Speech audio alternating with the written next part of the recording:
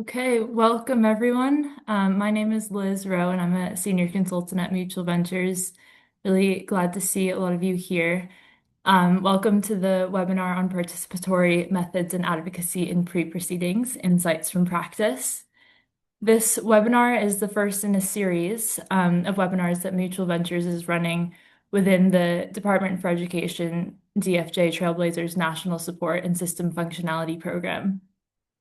So before we get into the exciting stuff, I'm going to quickly set out the scene on what the DFJ Trailblazers program is and how it's kind of evolved into the national support program that's running now. So Trailblazers began as a pilot program from 2024 to 2025, and the aim was to reduce delays in public family justice by supporting 5 DFJ areas to understand local drivers of delay, and then also to design and implement local solutions to those delays. Alongside the pilot, a guided learning program supported a wider group of DFJ areas to work through a similar process, drawing on learning from the Trailblazers and then spreading insight about common challenges and potential approaches being tested in practice. We're now kind of moving into a second phase of that work, so the National Learning Support Program. So since September 2025, guided learning was reopened to all DFJ areas in England, with a focus on sharing learning, building capacity, and supporting areas to reflect on challenges, strengths, and potential solutions. So through this program in the past 2 years, we've worked with 26 DFJ areas across England. We've also, throughout this second phase of the program, been doing system functionality work. So looking kind of overall at the family justice system at a national and local level, looking to see how it can kind of work more effectively overall with data and accountability and how the different parts of the system connect. So on to kind of what we're doing today. We've seen through a lot of our work that in many areas people want to be more participatory, but they don't always know how to approach it. We've also worked with a lot of areas who want to kind of improve their pre-proceeding practice and sometimes can find it difficult to engage with family members meaningfully, both with parents and the wider family network early. So we're hoping that today's session might be helpful in unpacking some of those things and providing some insights from practice from two really amazing guests that I'm super excited to welcome. So we have Carmen Al and Tim Fisher here today. Would you guys like to come in and introduce yourselves? Hello. Hello. Lovely to see you both. Carmen, would you like to introduce yourself first? Yes. Hey, hi everyone. So my name is Carmen, and so my work brings together lived experience, advocacies, research, and teachings, and working alongside families. So I've been involved in parental advocacy participation work and also social work research. So my perspective is shaped by both lived experience and professional experience. Thank you so much, Carmen. Really good to have you here. And Tim, can I come to you as well, please? Yeah, it's really nice to be here. Thanks for the opportunity to be with you and to meet all of you online. So I'm Tim Fisher and I'm a social worker. I've been a social worker nearly 20 years now, and throughout that time I've been, well, passionate about participation, curious about community, and I've learnt about and worked with different methods over the years, some of which we're going to touch on today, like parental peer advocacy, family group decision making as well. And I've worked inside local authorities and outside. My longest stretch of time was working for the London Borough of Camden. We're going to speak a bit about some of the work that we did there. And I've worked in various roles, including principal social worker. And we have a little organisation called Relational Activism that Carmen and I are involved with. So we're taking a participative approach to this presentation, and it's always nice to be with Carmen, to be able to present and speak with her. So this is relational activism, some of our ideas, behaviors, values, which we've called our manifesto. Carmen, which of these is speaking to you today when you look at that slide?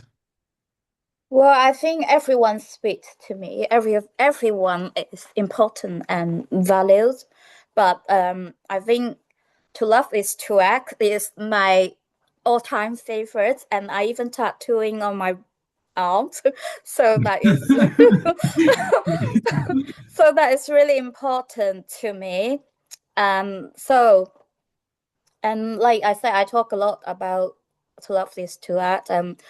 What I meant by it is care has to show up in practice, not just what we say it, but in what we do it and how we speak to people and how we listen and how we explain things and how we treat people and especially when they were under pressures.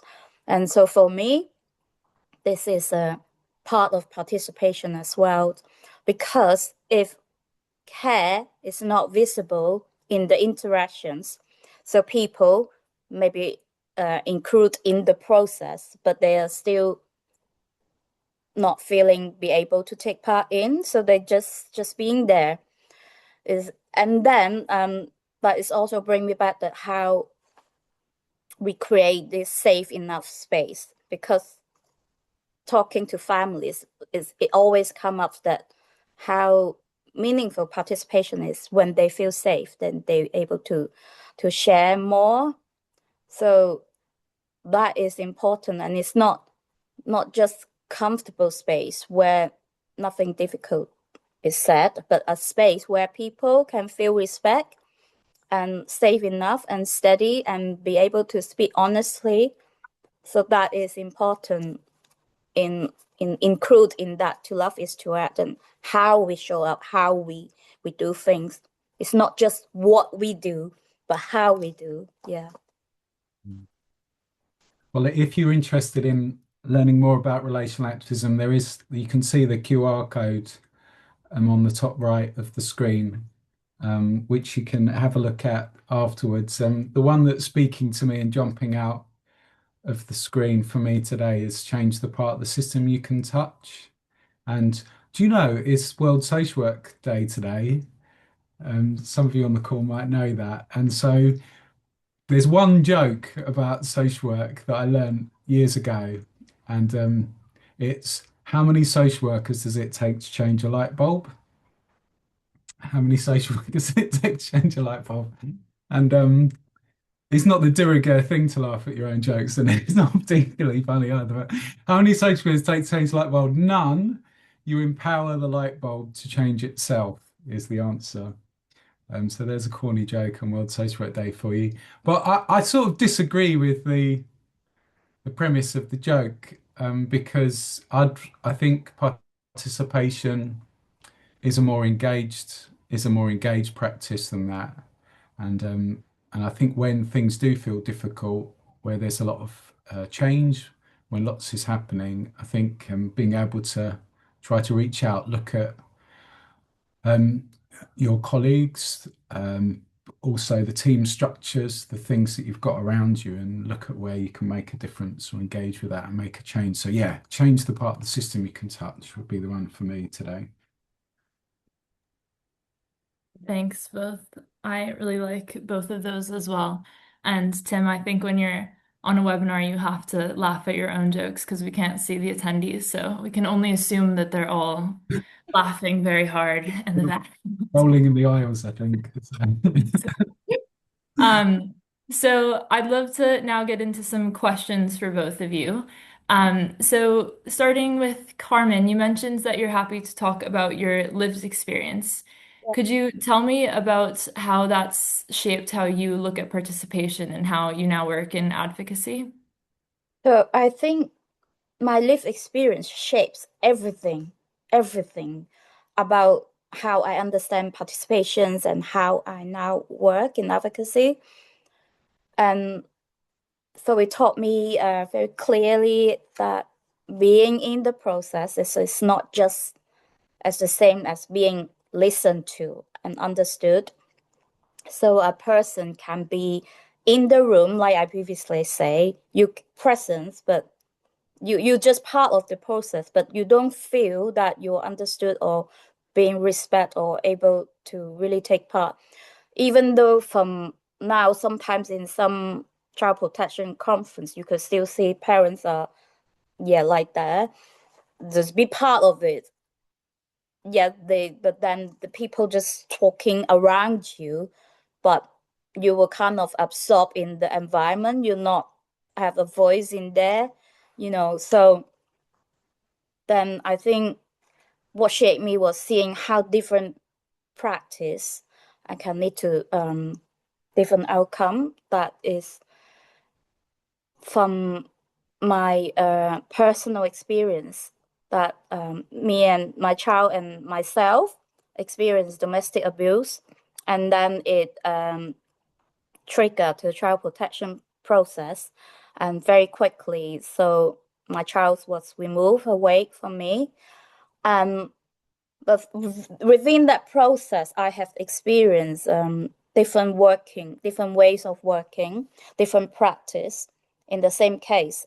So the first half of the practice it made me feel I was judged and I was misunderstood, and the trust was breakdown. There was no relationship between me and the social worker. It was very hostile, And then later on, I experienced another kind of practice. The other professional shows up very differently, and they show care, they show curiosity, and they were interested in me, my situations, my personal background, my environment, my history, and that changed a lot. So they're not just taking a snapshot of what happened, but they have a more systemic view, the whole view about me, to understand me rather than just the incidents. So I found there was support. So there was relationship, there is love. That is to love is to act, there was people around that actually supporting and interest and want to help. So then later on, I got all this support and I got my son back, my child's come home. And so we are very happy together for over 13 years now. So you will see the practice, how you practice it, how you impact other people's life. That is really crucial, So when that changes, how safe I felt and how much I could say, whether I feel able to engage at all. And I was part of this, So that really shaped my view of participation. Plus now I'm working with communities and also as advocate. Also do research. I seen a lot from different angles. So that is really shape how I view in this. So for me, participation is not just about whether someone has been included. It's about whether the ways, the process, how it's handled, and how they help people feel safe enough, informed, and respect, to be able to take part meaningfully.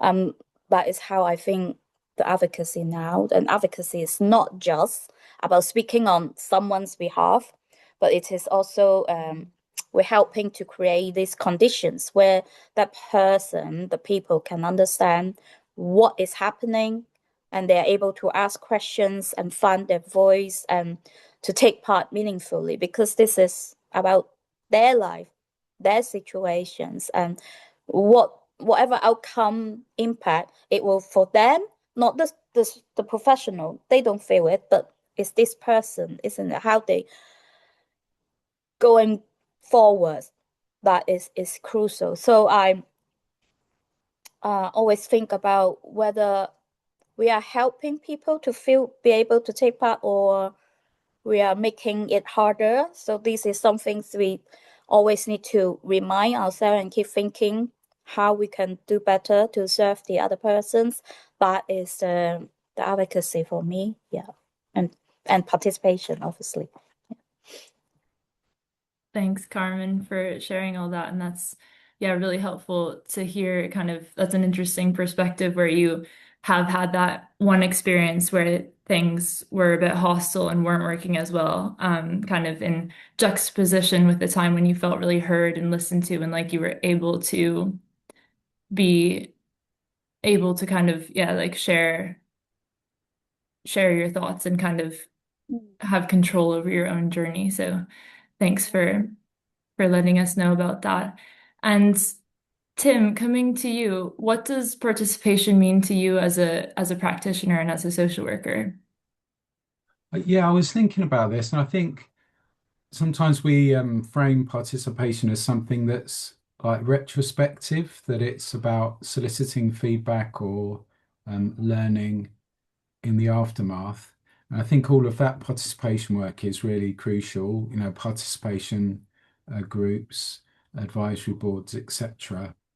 Um, and we're going to get onto some of the participatory methods, but I don't want to overplay it, but I think there are ways of being more participatory in the everyday, in the moment, in one-to-one relationships as a social worker or a practitioner. And I think if we work with people, we sign up to work with people.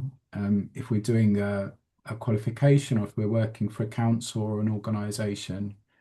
And so I think we should back ourselves to um, be good listeners for one thing. I mean, there are different types of listening. The writer Otto Scharmer talks about three levels. There's the level where we listen to understand and make a quick solution. So we could call that maybe transactional listening, where you're listening to kind of say the next thing you want to say or take the next step you want to take. And then there's listening to really understand, more of the deep listening. And then underneath that is like kind of what he describes it's like a generative listening, where you're really trying to listen to co-construct solutions with the other person. And I think social workers, practitioners, I think we need to back ourselves to work in that way and be really interested and curious about people. I was having a conversation with Richard Devine, who's somebody we also work with closely and is a relational activist, about disguise compliance, which is something I think most people on the call will be familiar with. And this is the idea that uh, families in inverted commas are sort of pretending to engage with us. And Rich was kind of saying, well, if you think about it, if you're somebody, say, with a drug or alcohol problem, and you want to, and your children are living with you, and you want them to carry on living with you, like, what is your strategy? What is your route to, or your approach with professionals? And that might be to lie, to lie or pretend or to try to suggest that everything's okay. Um, with all the other things and that are swirling around that, the idea of the stigma or the fear they might have professionals' ideas that they've got about children being removed. So it's not being participative, isn't to put that to one side and have a sort of Pollyanna-ish, over positive approach all the time. It's about just really understanding. Carmen mentioned earlier about curiosity. So just really trying to hold the space and understand, and if that is the dynamic, then try and understand that, hang in there, um, demonstrate some trust, show up. And the research on this shows that families, also young people as well, they say that they want transparency. So we one phrase that I like is surfacing power rather than sharing power. So try to be, real about the power dynamics in the moment. And they also really respond to the good intentions of the professional. So if you've got those participative intentions, and you do want to understand, you do want to work with people, in the moment, as a child protection worker or in pre-proceedings, you might have to make some decisions that people disagree with, but you're setting out to try and be as collaborative as possible. And people actually value that, the research shows, even if in the end you have to make a decision that they disagree with. So I think that stuff about holding space, backing ourselves, to really be relational in the moment with people is really important. Yeah. Thanks, Tim. That's really helpful to hear. I was also wondering whether you would be able to talk about some processes within local authority social work pre-proceedings where there are opportunities to be more participative. Yeah. Well, we actually published this book at the start of the year in January, Participative Approaches in Child and Family Social Work. And I co-edited it with Clive Diaz and Sammy Fitzsimons. And Carmen, you've got a chapter in this book, haven't you, about family group conferencing, actually. And I wondered if you wanted to kick off on this one, Carmen, talking about your experience of family group conference. We at the moment there's a government mandate pending in the legislation for all councils to offer family group decision making to families in pre-proceedings, and we know that this model, family group conference, family group decision making, is about convening some form of meeting, convening the network around the child, around the parent often, and having that key conversation at that important time. And it's something that really helped you back a few years ago, didn't it, Carmen? Oh, you're on mute, actually. Yeah. Yeah, so for my own family group conference is about transitioning, but I was because my case was in court already, but now most of the cases I worked, fortunately, it's not everyone need to go to up to PLO phase. So, but there was still some, and what I see that people sitting feels like it's the last chance or the last real opportunity for family to work things out before cases can move forwards, move towards court. So because of that, I think it's really critical point, important point for family led this approach, like in the FGC, that can still have the chance to take part, and to stop it before moving forward to court. And sometimes I think their voice, this is the space for them to voice and to be able to make plans that is works for them, and rather than the surface, somebody's told you what is best for you. So when people be able to offer this, and I think it's crucial, and it's still good. From the FGC research I'm doing with Cardiff University, so we have some findings about the time points when to offer FGC.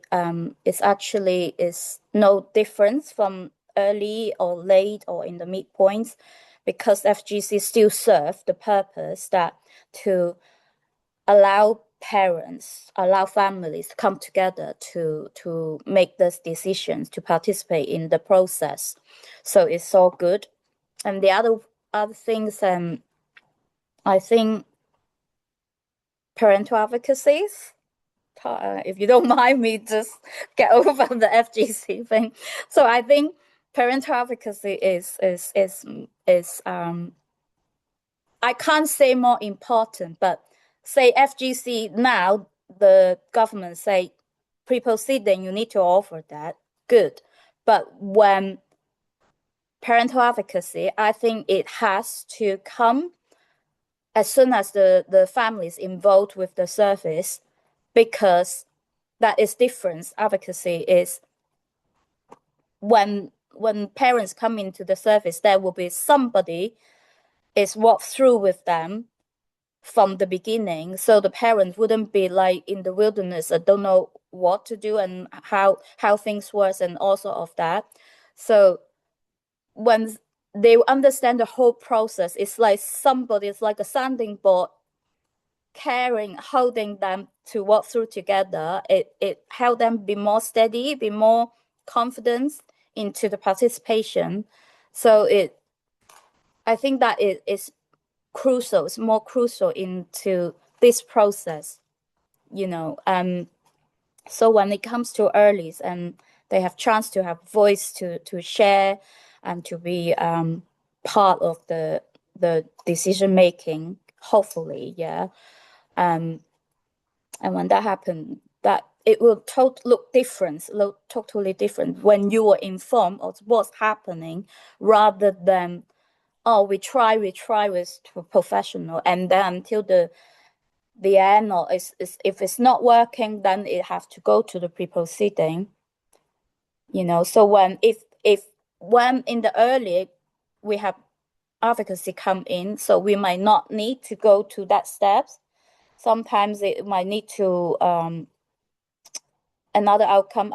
Yes, that's what I think is much better in that way, with advocacy come in early, you know.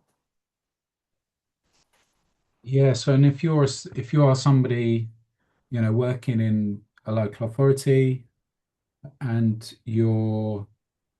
um, what are your routes to these opportunities for more participation? And ultimately, well, I mean, what's the aim of this? The aim is to get some support. I mean, in the case of whether it's a meeting that you're organising yourself and holding space for some people in the family or friend network, or if you've got the opportunity to refer for a family group conference, or as Carmen said, if you've got some form of parental advocacy or support in your organization that you can refer into. This is some help for yourself as a professional to try and connect with the participatory methods, and most in most areas there are some options around, and I think it's a skill to, one of the ideas that we said right at the start, it was change the part of the system you can touch, but also move with allies. And if you can ally with things in your area that are participatory and potentially useful, and if you're a professional that's comfortable stepping into a family group decision-making meeting, talking to a wider group of people, connecting with the family, maybe sharing your concerns about what's happening and the reasons why we're in this pre-proceeding space, um, and then being able to engage in a conversation which may lead to some support for the family, for the parent, for a kinship carer, perhaps. And so I think in some instances, it will be about being participative ourselves as an individual social worker, but also connecting to these methods. And as Carmen said, um, parental advocacy is very useful. It's not as common as family group decision making is in local authority work, um, but there are advocacy services and supports around. Some are in-house, some are peer advocacy, whether it's people with lived experience that are stepping back into the systems to support others. Sometimes it's professional advocacy, or there might be a specialist advocacy around advocacy support around domestic abuse, for example, or drug and alcohol. So there are different options out there, and I think it's really important that we try and understand what's around and connect with what's available locally and utilize these methods as much as possible. and they can become real system change factors locally. They did in the London Borough of Camden when we started to develop these methods, and we document it in the book. When we increased massively the numbers of family group conferences in Camden, in line with other things like the early help offer and the quality services that were going on in Camden at that time, that move actually reduced the numbers of children in care by 50% at that time in Camden. Peer parental advocacy was something that was requested by the community. We set up a participation group, one of those retrospective advisory groups that I mentioned earlier. We set up a group in Camden. It was a little coffee morning that I organised 13 years ago, I think it was, wasn't it, Carmen? Carmen came to the first one of those, by the way. And then out of that group span lots of ideas. And one of the things that the parents asked for, the community asked for ultimately, was advocacy, more support for parents in child protection conferences. So out of that, this advocacy project developed, and we've been able to research that. There's some excellent research which you can access on our on the website, and we've researched and developed parental advocacy in a number of different local authorities now. So I think it's important to try to develop these evidence-based models that are participatory, Liz. Yeah. Thank you both. And you said the coffee mornings, are those still running? Wow, that's Yes. really fun. Um, I also wanted to ask a bit about, so you're talking about why it's helpful kind of early in the process, well, at any time in the process, but particularly can be helpful to get participation going early. Um, we've heard from a lot of areas that we've been working throughout this program that it's sometimes difficult to engage wider family network members early in the process, either because professionals aren't aware of who like exists, who's out there, or perhaps families aren't so sure about whether they're comfortable to come forward early. I was wondering from either of your perspectives whether you have thoughts about how areas and professionals might be able to mitigate that a bit and both identify but also make family members feel more comfortable and confident to come forward early in the process and like problem solve together in a participatory way.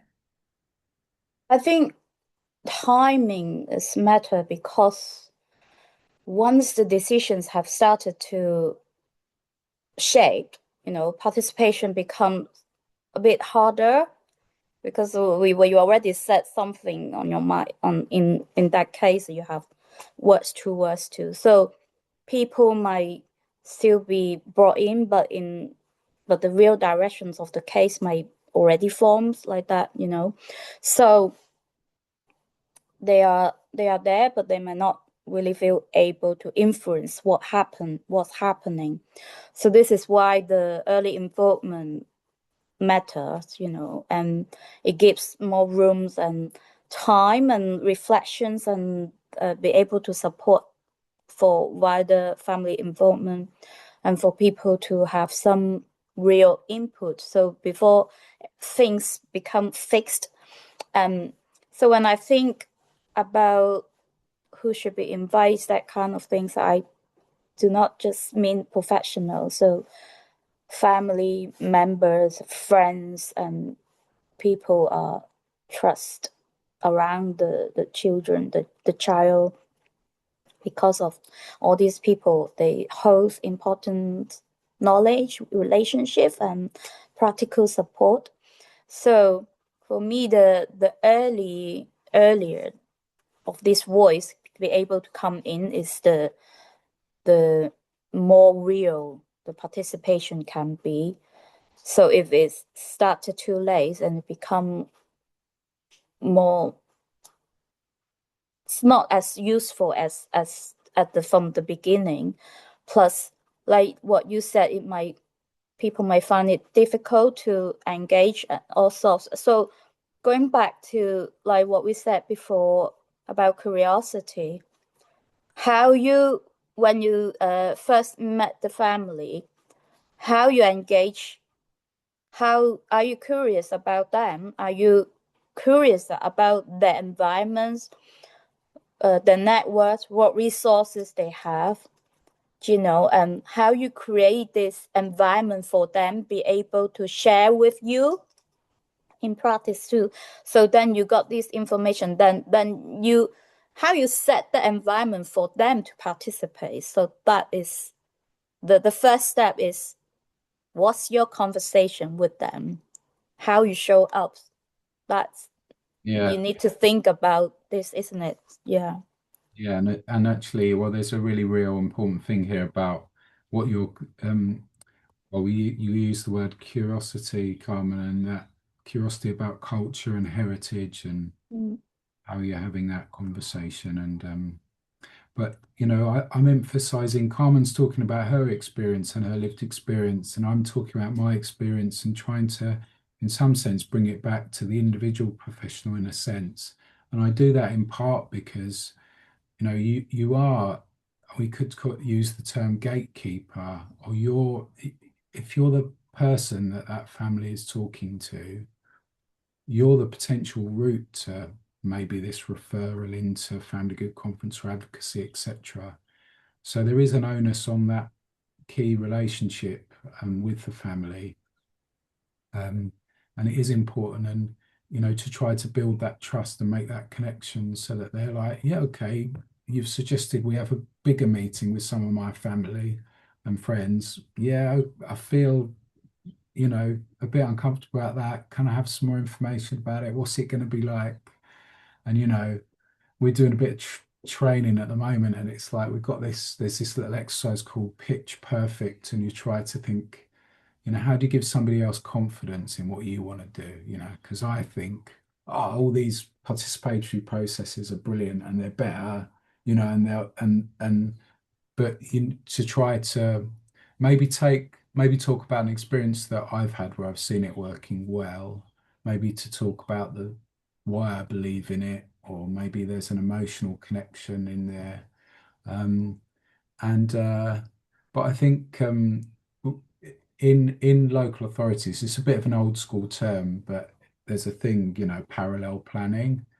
And if you start early on something, uh, it may be that some family or friends, the person at the center of it, if it's a parent, there's a child at the center of it, of course, a child or children, but they might be reticent or about bringing in or widening the circle on something that they might feel shameful or feel is difficult for them. So there needs to be a bit of trust and confidence through that. But also the wider network around that person might feel like they don't want to tread on toes and come in early on something. And you've got a natural pressure, maybe it's the wrong word, but a natural intention in the professional system, but also in the family perhaps as well, to try to find a solution or reach for permanence or think about the future.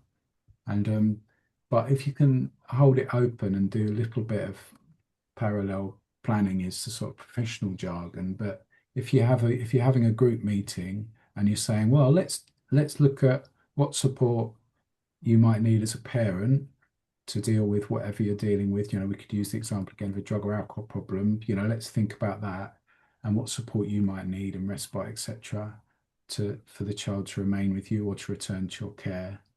And then that's also think about, a medium term option as well. As so you're doing like a plan A, plan B thing, and that can maybe take some of the heat out of the apprehension, perhaps certainly from the parent at the center of it typically, but also from the family members about treading on toes. So I think that ability to be uh, yeah, to be a bit agile in the way that plans are set up and discussed is quite key and worth thinking about. Yeah. Thanks. That's helpful to hear. And Carmen, I liked when you were talking before about I think you framed it as like curiosity in the initial conversations about like what resources a family has. Because I think I've heard from some professionals that it's sometimes difficult to kind of avoid having like a deficit-based frame when talking to families. But yeah, I like kind of thinking about resources and what those like innate strengths are that a family can kind of build on to be able to work through the challenges together. And also that you both mentioned that it's not, I think sometimes with like family group decision making can in some ways be a bit of like a misnomer in that it sounds like it can only be biological family members. But I think, yeah, really helpful to highlight as well that that can include kind of anybody who is a trusting person in your network and who might be able to provide support, whether it be like family, but also like neighbors, friends, etc. So that's all really helpful. I know we're kind of heading to the end now. I guess I would like to give you guys the opportunity if there's anything that you wanted to briefly add before we conclude that you haven't already mentioned that's kind of on your mind and you want to raise, but no pressure if not as well. I think one of the things we mentioned on our little manifesto at the start is sharing stories. And I think that's really important as well, celebrating. And so, not sharing as in transgressing confidential info, but actually, if there's something happening that's positive, if you've utilized found good making or advocacy in a way that was constructive, then trying to amplify that within your service and spread the good news, I think is really important because some of these ideas and some of this participative practice will be like emergent practice in the different organizations in which we work. And in order to sort of move the culture towards these methods, then we do need to share and share the positives. So I would recommend that. And yeah, change this part of the system you can touch, find out what's going on in your local authority, and ally with it and utilize it. Yeah, I would say participation cannot be treated as an extra. It should be embedded with the service. It means I'm thinking about how conversations are held and how meetings are run and whether advocacy is there early enough or families are brought into earlier and whether people feel comfortable to take part. It's important to think seriously about it and how we create this environment for the meaningful participation is respect enough and inform enough and be able to engage honestly. Yeah, so it's life, it's practice. It's not just written on the policies. You need to act on it. Yeah. Mm. Yeah, I like that. Thank you both. And thank you both so much for joining today. I always really love hearing both of you speak and always come away from conversations like, yeah, learning new things, even when I've had lots of conversations with you before. So yeah, thank you so much for your time and insights and everything. Well, Yeah, really appreciate it. we Thank appreciate it. you. Liz is very Mm. participative and we enjoy working with her. So yeah, it's good to be with Thanks. So. Um, I will now also just flag the remaining parts of the webinar series. So as I mentioned, today's webinar is the first in a series that we're doing through the DFJ Trailblazers National Support and System Functionality Program, which is a bit of a mouthful. But wanted to flag the ones that we've got left in the series, which you can see here, and there's a QR code on the left to register. So tomorrow we've got the next one, which is around making system change happen. So we'll be exploring how meaningful change can be delivered within local children's services and family justice systems. And we'll be joined by John Pierce, who's a former DCS at Durham County Council, and Dr. Beverly Barnett Jones, who's a former associate director at the Nuffield Family Justice Observatory. It'll focus on what enables change to happen, what local areas can influence within existing structures, and how leaders can turn ambition into practical action. So we'd love to see you there. Sign up for any of these on the QR code at the left, and that would be fantastic. We've also got one more slide just to flag the resources from relational activism. So Tim and Carmen's work that they do. If you'd like to get in touch or learn more, there are the resources. So that really brings us to the end, but it's been great to be here with you all today, and I hope you have a good rest of your day. Cool. Bye.